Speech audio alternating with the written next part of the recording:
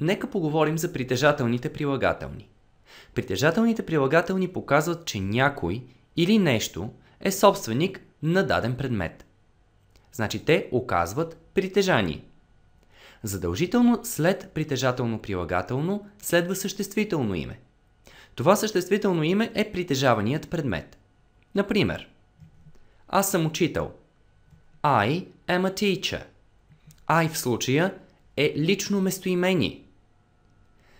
Това е моята книга. This is my book.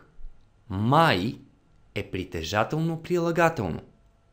А book е съществителното, което аз притежавам, именно книга. Нека видим списък с всички притежателни прилагателни. My, мой, your, твой, his, негов, her, нейн,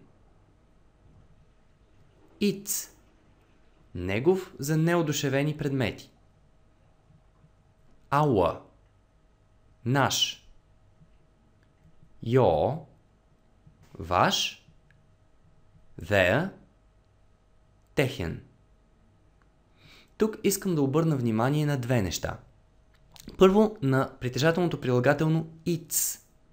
Използваме притежателното прилагателно its винаги, когато притежателя е неодушевен предмет. Другото, което искам да обърна внимание, е произношението на думичката наш.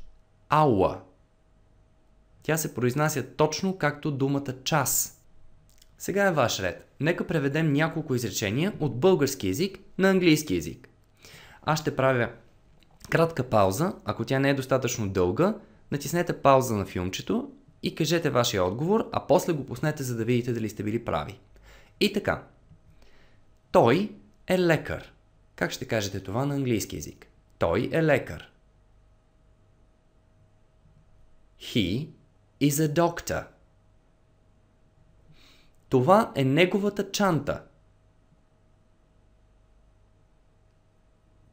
This is his bag. Неговата е притежателното прилагателно his. Тя е секретарка. She is a secretary. Това е нейният компютър. This is her computer. Her, нейния. Her.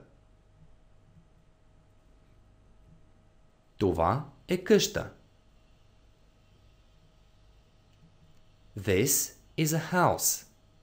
Но тъй като къщата е неодушевен предмет, може да използваме и личното местоимение it и да получим it's a house. It is a house. Къщата има врата, нали? Тя притежава една врата. Как ще кажете това е нейната врата? This is its door.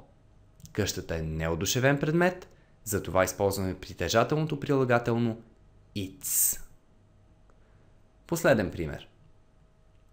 Те са щастливи.